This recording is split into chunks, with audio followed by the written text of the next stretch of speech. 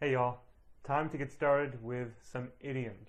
Now, as you know, idioms are phrases that have a meaning that is not what you would expect from its literal definition. So, as an example, our first idiom is on the back burner. Now, that doesn't mean literally a teapot or something else that's on the back burner on your stove as opposed to the front burner. But the meaning is related to that because you might put something on the back burner of your stove if you're not cooking with it. Maybe you're waiting for something to cool down. You're focusing on what's on the front of the burner, not what's on the back. So what this means is anything that you're not focusing on, something in your life that maybe you did focus on at one point and maybe you will focus on, but right now you're not focusing on it. For instance, I am very interested in learning other languages, but for the time being, I'm focused on teaching people English. So I've put that other interest of mine on the back burner. I intend to get back to it sometime in the future when I have more time on my hands, but for now, I'm not focused on it. It's back in my mind somewhere, but it's not front and center and what I'm thinking about and doing on a regular basis. So that's on the back burner. It's on the back burner for me. Get it? All right. The next idiom for you is icing on the cake.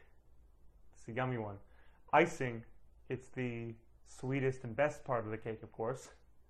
It's all sugary. Similarly, something that's icing on the cake is the sweetest part of something, but perhaps almost unnecessary. Like you don't really need icing on your cake for it to be a good cake. Icing makes a cake great and really tasty, but you can have a cake probably without icing. So similarly, something in real life that's icing on the cake might be, let's say when I'm developing a website, I hope that I might get a famous person to subscribe and come to the site, or I might put some music on it. Really unnecessary things. Someone might say, well, to have really great music on your website and to have famous people going to your website, that would be icing on the cake. Maybe I should just focus on building a website. Or let's say you came to New York City and I showed you around and I showed you a lot of different places and taught you things, and it was beautiful weather, beautiful sunny weather. Now, we spent most of our time inside, so it didn't really matter probably whether it was nice weather or bad weather, but the fact that it was nice weather meant that we got to feel the sun on our faces as we walked around. Not totally necessary, but a nice thing, a really great thing on top of everything else. That's another similar idiom, on top of it all, on top of everything else. Just like icing on the cake is on top of the cake. That is to say, it's great, but not critical, not crucial to a situation. So that's icing on the cake. I'm sure you've heard it, and if you haven't, you're going to hear it because it's common. All right, the next common idiom for you is rub salt in the wound, or rub salt in your wound. Maybe you got laid off from your job and you're really depressed. If I came up to you and I said, by the way, your health benefits, your health insurance end right now since you've been laid off, I'll give you some more bad news. Or if I said, by the way, I don't respect you anymore because you lost your job. That would be rubbing salt in your wound. You've already got a wound from losing your job. Literally, if you rub salt in someone's wound, they're going to be in pain.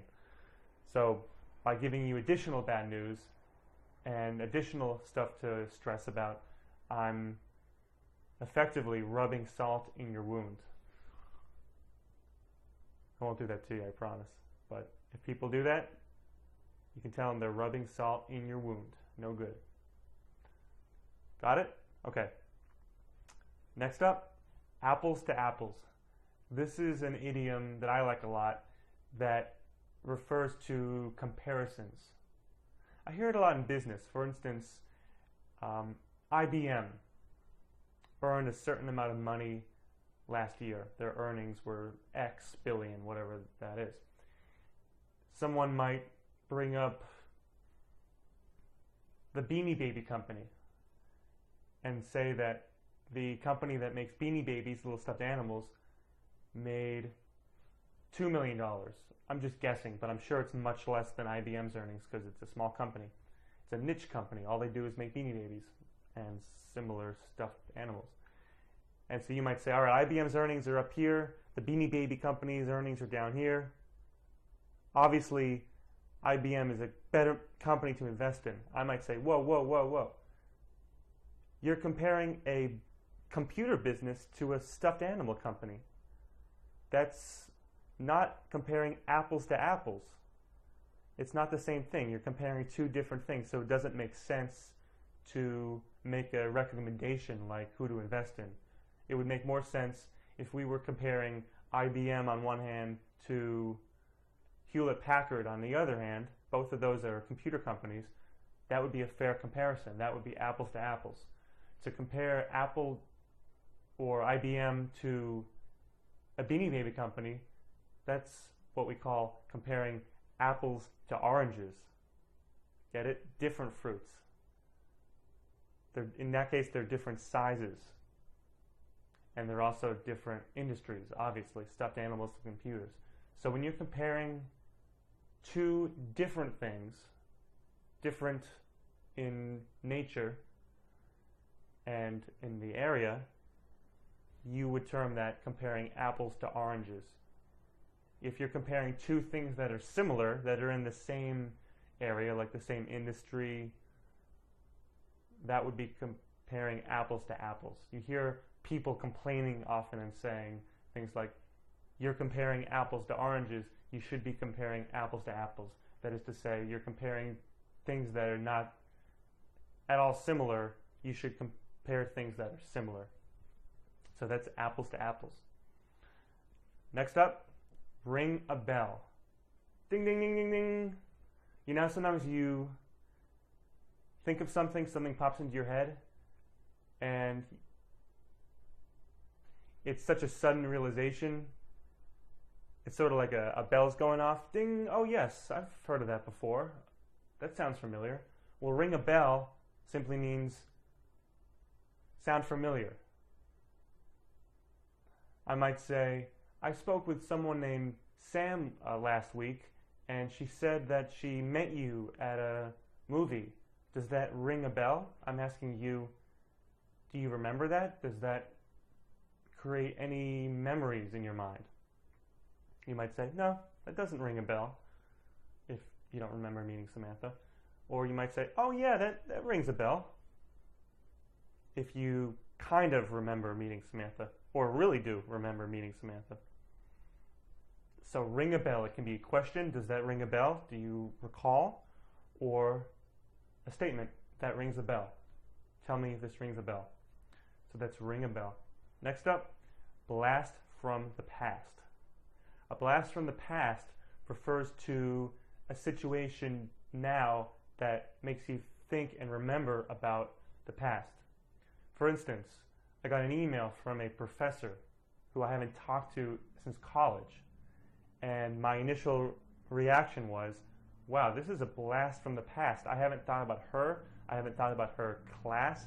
I barely have thought about college since I was in college. So immediately I'm thinking about her, and I'm having memories, and maybe I'm happy it's bringing back good feelings. The whole wave coming at me of past memories and experiences is considered a blast from the past. A blast from the past. Those old times coming back at me. Get it? I'm sure you've experienced that. All right, next up, fired up. All this means is really energized, really in the mood. I, for instance, am fired up to teach you guys informal English. I'm excited. I'm not bored. I am really happy that I have this opportunity. Man, I'm fired up to do this. People often say with a lot of gusto, a lot of enthusiasm. Athletes are fired up before a game. They're feeling the adrenaline. They're in a good mood. They're ready to go. They're prepared mentally.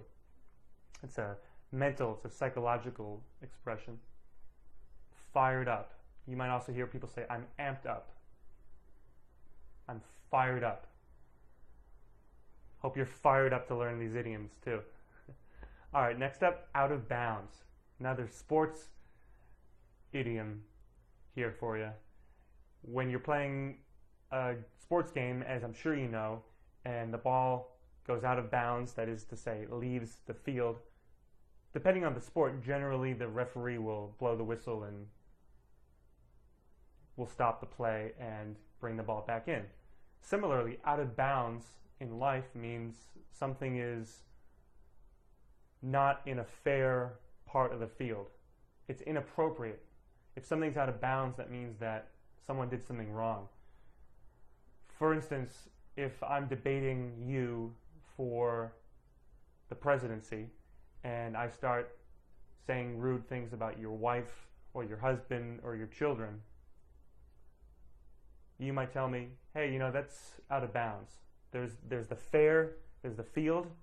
You know, we can talk about politics, we can talk about taxes, we can talk about anything that is considered proper. But when I start bringing up your family and other issues that are inappropriate to talk about in this debate, then that's out of bounds. You would rightly say to me, hey man, that's out of bounds. Another way of saying that is a low blow. That refers to in boxing, you can't punch someone below the belt, you know, because they can't defend themselves. That's considered bad. So if I hit you below the belt, or I go out of bounds, I say something out of bounds, or I do something out of bounds, that means I've said or done something that's outside of the respected array of what's acceptable in a situation. Obviously, you wouldn't think it's out of bounds, but you'll hear other people say what you said or what he did or what she's planning to do is out of bounds. That is to say, shouldn't be done. Next one is street smart. Street smart means you can handle life. You know, there's book smart, which means you're smart and you've read a lot and you're educated and you do well in school. Street smart is sort of another aspect of life. It means that you can sense danger, you know, you can suss people out to find out if they're trustworthy or not. You can make quick decisions on your feet. You know, it's called street smart because think about yourself walking down the street, dealing with whatever would come up on the street.